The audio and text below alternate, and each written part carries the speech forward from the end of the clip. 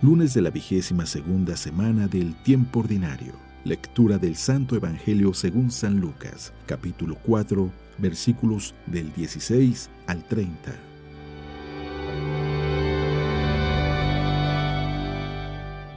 En aquel tiempo fue Jesús a Nazaret, donde se había criado. Entró en la sinagoga, como era su costumbre los sábados, y se levantó para hacer la lectura. Le entregaron el libro del profeta Isaías y desenrollándolo encontró el pasaje donde estaba escrito: El Espíritu del Señor está sobre mí porque me ha ungido, me ha enviado para llevar a los pobres la buena nueva, para anunciar la liberación a los cautivos y la curación a los ciegos, para dar libertad a los oprimidos y proclamar el año de gracia del Señor. Enrolló el volumen, lo devolvió al encargado y se sentó. Los ojos de todos los asistentes a la sinagoga estaban fijos en él. Entonces comenzó a hablar diciendo: Hoy mismo se ha cumplido este pasaje de la Escritura que ustedes acaban de oír. Todos le daban su aprobación y admiraban la sabiduría de las palabras que salían de sus labios, y se preguntaban: ¿No es este el hijo de José? Jesús les dijo: Seguramente me dirán aquel refrán: Médico, cúrate a ti mismo y haz aquí en tu propia tierra todos esos prodigios que hemos oído que has hecho en Cafarnaúm. Y añadió: Yo les aseguro que nadie es profeta en su tierra. Había ciertamente en Israel muchas viudas en los tiempos de Elías, cuando faltó la lluvia durante 3 años y medio y hubo un hambre terrible en todo el país. Sin embargo, a ninguna de ellas fue enviado Elías, sino a una viuda que vivía en Sarepta, ciudad de Sidón. Había muchos leprosos en Israel en tiempos del profeta Eliseo. Sin embargo, ninguno de ellos fue curado, sino Naamán, que era de Siria. Al oír esto, todos los que estaban en la sinagoga se llenaron de ira, y levantándose lo sacaron de la ciudad y lo llevaron hasta un precipicio de la montaña sobre el que estaba construida la ciudad para despeñarlo. Pero él, pasando por en medio de ellos, se alejó de allí.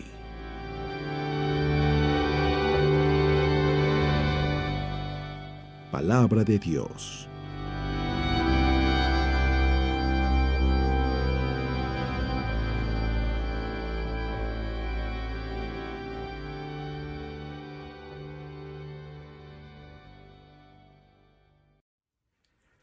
Muy buenos días. Dicen los expertos que las primeras horas del día, incluso algunos dicen que los primeros minutos del día, son los más importantes porque dependiendo de con qué actitud te vistas, es como vas a vivir el resto del día. Por eso es importante que desde que amanece, desde que nos despertamos, podamos darle gracias a Dios por el nuevo día, tener esa actitud de agradecimiento que nos abre la capacidad de poder disfrutar. Alguien que no agradece es alguien que es mal agradecido. Incluso pudiéramos nosotros decir que lo que también nos da la capacidad de agradecer es vivir en el momento, vivir en el presente, estar conscientes de lo que estamos viviendo justo en este momento nos ayuda a poder saborear y a darnos cuenta de que estamos en un gran privilegio, de que somos bendecidos por Dios continuamente. El evangelio el día de hoy es un evangelio largo, lo quiero leer todo porque voy a usar algunas partes del movimiento que tiene. No me voy a detener tanto en las frases, sino más bien en las situaciones que sucede. Es un evangelio que creo que ya casi no lo sabemos de memoria porque es uno de los favoritos, sobre todo cuando se trata de muchas espiritualidades que hablan de esa relación con el Espíritu Santo. Pero sin más preámbulo, escuchemos lo que dice el Evangelio. En aquel tiempo, Jesús fue a Nazaret, donde se había criado. Entró en la sinagoga, como era su costumbre hacerlo todos los sábados, y se levantó para hacer la lectura. Se le dio el volumen del profeta Isaías. Lo desenrolló y encontró el pasaje en el que estaba escrito: El Espíritu del Señor está sobre mí, porque me ha ungido para llevar a los pobres la buena nueva, para anunciar la liberación a los cautivos y la curación a los ciegos, para dar libertad a los oprimidos y proclamar el año de gracia del Señor. Enrolló el volumen, lo devolvió al encargado y se sentó. Los ojos de todos los asistentes en la sinagoga estaban fijos en él. Entonces comenzó a hablar diciendo: hoy mismo se ha cumplido este pasaje de la Escritura que ustedes acaban de oír. Todos le daban su aprobación y admiraban la sabiduría de las palabras que salían de sus labios y se preguntaban: ¿no es este el hijo de José? Jesús les dijo: seguramente me dirán aquel refrán: médico, cúrate a ti mismo y haz aquí en tu propia tierra todos esos prodigios que hemos oído que has hecho en Cafarnaúm. Y añadió: yo les aseguro que nadie es profeta en su tierra. Había ciertamente en Israel muchas viudas en los tiempos de Elías, cuando faltó la lluvia durante 3 años y medio y hubo un hambre terrible en todo el país. Sin embargo, a ninguna de ellas fue enviado Elías, sino a una viuda que vivía en Sarepta, ciudad de Sidón. Había muchos leprosos en Israel en tiempos del profeta Eliseo. Sin embargo, ninguno de ellos fue curado sino Naamán, que era de Siria. Al oír esto, todos los que estaban en la sinagoga se llenaron de ira y levantándose lo sacaron de la ciudad y lo llevaron hasta una barranca del monte sobre el que estaba construida la ciudad para despeñarlo. Pero él, pasando por en medio de ellos, se alejó de allí. ¡Qué texto tan profundo! Usualmente nosotros dividimos este texto como en 3 diferentes momentos que los meditamos en diferentes días. Hoy quise leerlos así como aparecen juntos para que veamos cómo está el movimiento. Primero, Jesús tiene una costumbre, Jesús tiene un hábito, Jesús vive el momento y dice que como era su costumbre hacerlo los sábados, se levantó, fue a la sinagoga y se levantó para hacer la lectura. Lo que quiere decir es que él tenía el hábito de ir a la sinagoga y su participación en la sinagoga era activa, de tal manera que participa, se levanta para leer. Ay, el día de hoy, ¿cuánto cuesta encontrar un lector de todos los que están ahí sentados en la banca? Y más, porque si pensamos en todos aquellos que han sido bautizados, muchos no tienen la costumbre de ir a misa. Ya no hablemos de una necesidad, de una conciencia.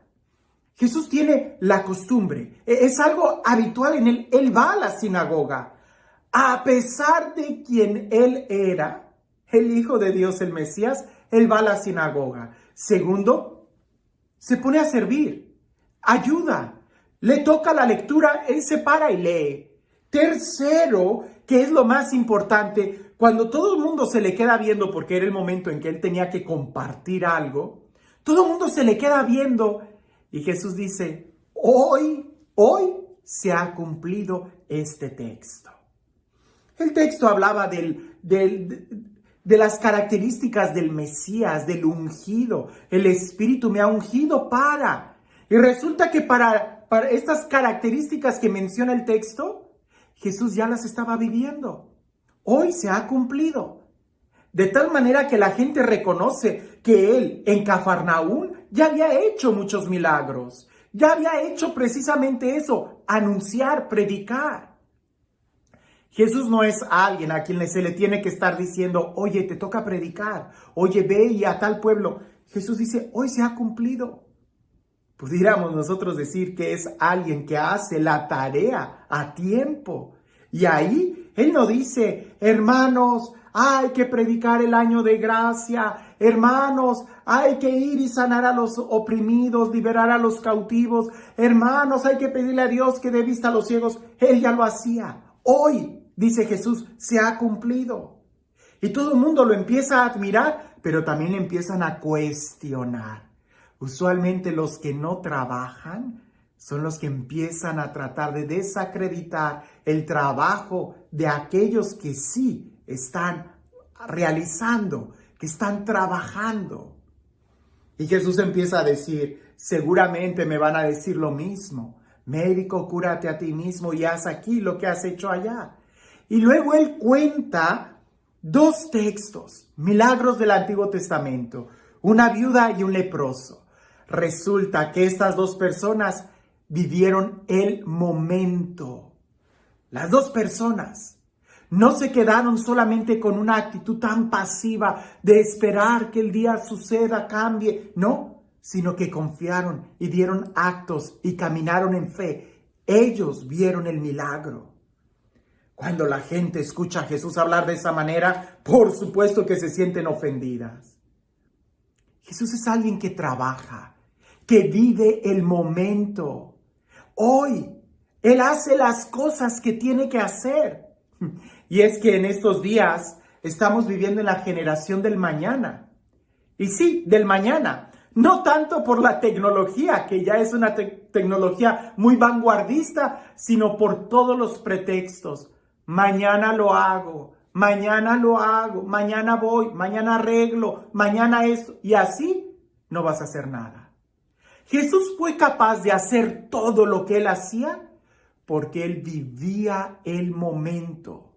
Él no dejaba para mañana la oración que tenía que hacer. Él no dejaba para mañana la necesidad de ir a la sinagoga. Él no dejaba para mañana la necesidad de ponerse al servicio, de leer, de predicar la palabra de Dios, de anunciar. Muchos de nosotros queremos vivir bajo la unción del Espíritu Santo. Y sí, queremos vivir bajo la unción del Espíritu Santo, pero dejamos para mañana el compromiso de orar, de leer la palabra, y entonces así no vamos a poder hacer nada. Hay muchas cosas que se tienen que hacer, y seguramente Dios va a encontrar quien las haga, porque así es. La pregunta es, ¿tú quieres ser parte de la victoria de Cristo? ¿Tú quieres ser parte del triunfo de Dios? No dejes para mañana lo que tienes que hacer hoy. Hoy se tiene que cumplir este texto en tu vida. Hoy. No dejes para mañana la oración, la lectura de la palabra, el predicar, el ayudar a alguien, un compromiso. Hazlo hoy. Porque ciertamente no sabemos si mañana vamos a tener una oportunidad. Hoy es cuando puedes hacerlo, hazlo. Y este Dios, el Dios del amor, el Dios de la vida, el Dios de la paz, el Dios de la resurrección, el Dios del tiempo, el Dios que pronuncia su palabra creadora sobre nosotros, que sea Él quien el día de hoy te bendiga. En el nombre del Padre, del Hijo y del Espíritu Santo. Hablando de la necesidad de hacer las cosas hoy y no mañana, cuentan que había un monje que era peregrino y una familia lo recibió en su casa para que pasara, comiera, descansara y al día siguiente hiciera otra vez su viaje, su peregrinación. Pero el padre de la familia le dice, hermano, ore con nosotros antes de bendecir los alimentos, háganos el honor de dar gracias por los alimentos y ore por la familia.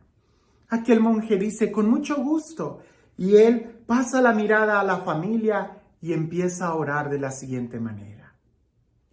Que se muera primero el abuelo, después que se muera el padre, después que se muera el hijo y al final que se muera el nieto. Amén. Claro que todos en la mesa voltearon a verlo y le dijeron, oye, ¿esa es la forma en cómo agradeces? ¿Hablando y orando sobre la muerte? Y el monje dice, pero yo pudiera decir muchas cosas y pedir tantas cosas, pero lo cierto es que no sabemos cuándo vamos a morir. Y yo creo que a todos ustedes les conviene morirse en el orden que he dicho. ¿O acaso quisieran que primero se muriera el nieto, el hijo y al final el abuelo?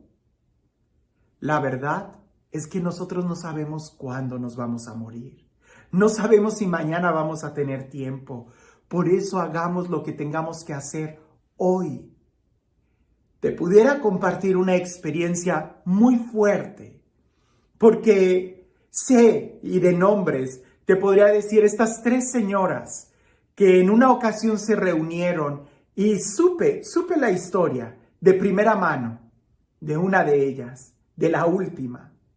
Resulta que una de ellas se enfermó de cáncer y le platicó a las otras dos amigas que se reunían periódicamente a tomar el café. Y las otras dos amigas se portaron cortésmente con ella, pero tú sabes que en unas situaciones de ese tipo no sabemos qué decir. Y las dos insistieron tanto en, ay, pobrecita, te vas a morir, cuánto lo siento, y tu familia. Y empezaron con actitudes así. Y la que estaba enferma se le quedó muy grabado esa actitud. Resulta que una de ellas, a los pocos días, murió en un accidente. Y la otra, a los pocos días de que murió su amiga en un accidente, a ella también le diagnostican un cáncer en la etapa terminal más agresivo y murió antes. La que tenía el cáncer en la primera etapa, cuando les dice a las otras, fue ella quien me dijo a mí lo que le había sucedido a las otras dos y que ella estaba profundamente agradecida con Dios porque al menos fue capaz de hacer las cosas que tenía que hacer.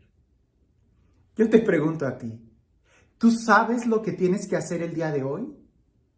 No lo dejes para mañana, porque es hoy cuando puedes hacerlo. Que tengas un excelente día.